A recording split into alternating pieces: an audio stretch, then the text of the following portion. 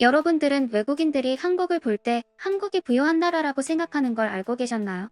알고 계셨다면 언제부터 한국이 부유해졌는지, 얼마나 한국이 부유한지에 대해서 알고 계신가요?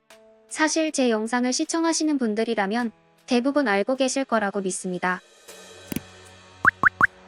그리고 대한민국 사람이라면 대부분이 알고 있는 사실이고요. 그런데 한국이 세계에서 가장 가난한 나라 중 하나에서 이제는 가장 부유한 국가 반열에 이름을 올리기까지의 과정과 한국에 대한 분석을 뉴질랜드의 유튜버가 올렸다면 어떨까요? 뉴질랜드로 등록되어 있는 유튜버인 애니메이티드 레슨즈라는 채널에서 한국은 왜 부자일까? 한국의 경제라는 제목의 영상을 올렸습니다.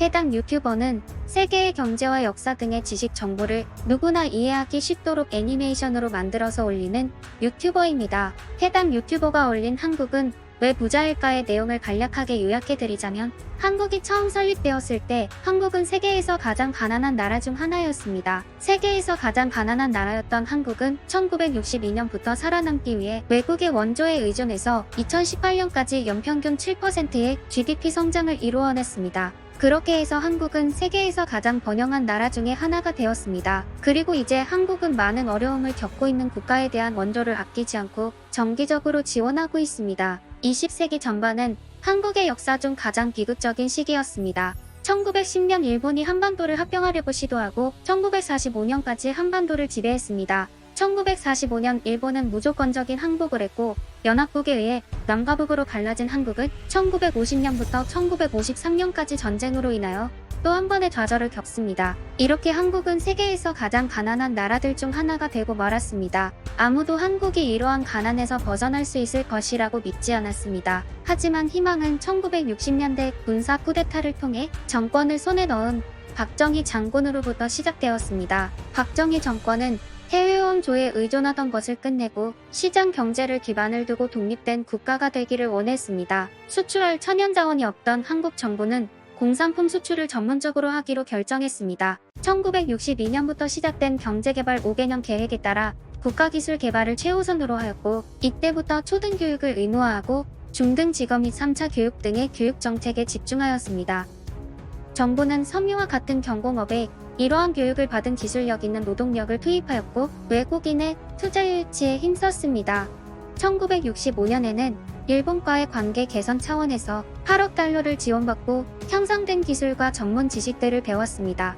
또 한국은 베트남 전쟁 동안 한국군을 베트남에 배치하였습니다.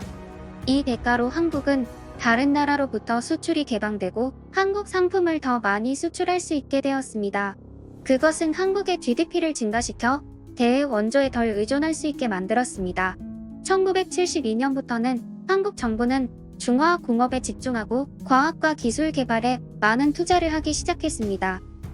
또 금속, 제철, 기계, 선박, 자동차 산업에 집중 투자를 하기 시작했습니다. 그리고 이러한 산업을 통제하기 위해 재벌 시스템이 구축되어 재벌의 존형 경제가 구성됩니다. 한국의 GDP 44%를 차지하는 재벌들은 매우 강력하여 중소기업들이 성장하기 어려운 환경을 조성했습니다. 재벌에 의한 독점은 낮은 고용 창출로 이어지고, 직장이 없는 젊은이들은 결혼을 기피하게 되었습니다. 이러한 결과로 한국의 출산율은 낮아져 심각한 인구 문제가 되었습니다. 이것은 가난이나 전쟁과는 다른 새로운 심각한 문제가 되었습니다. 한국은 부유해지는 꿈을 이루었습니다. 한국이 중소기업들을 지원하고 젊은이들이 계속해서 일할 수 있게 지원한다면 이 놀라운 국가가 계속 번창할 것이라는 것은 의심의 여지가 없습니다. 외국인이 만든 한국의 경제발전 역사 영상치고는 상당히 흥미롭고 잘 만든 것 같습니다. 영상 자체는 정부가 모든 걸 주도한 것 같은 느낌의 영상이어서 안타까운 부분도 있지만, 정부의 노력에는 대한민국 국민 개개인의 피와 땀이 뒷받침했기 때문이라고 생각되고, 이러한 사실들을 외국인들도 알았으면 좋겠습니다. 그러면 이 영상을 시청한 외국인들의 반응을 살펴보겠습니다. 사실 한국은 이 모든 것을 단 하나의 이웃 국가를 침략하거나 해치지 않고 이루었다. 만약 한국이 분단되지 않고 단 하나의 국가였다면 얼마나 더 부유하고 강력할지 상상해봐라. 사실 한국은 2차 세계대전 이후 가장 가난한 나라에서 세계에서 가장 부유한 나라 중 하나로 발전한 유일한 나라이다. 또 한국은 선진 경제와 사회를 가진 유일한 비제국주의 국가 중 하나이다. 일본과 미국 없이는 부유해지지 못했을 거야. 가장 가난한 나라는 제2차 세계대전 이후 일본에 이어 두 번째로 가장 부유한 나라 중 하나가 되었어.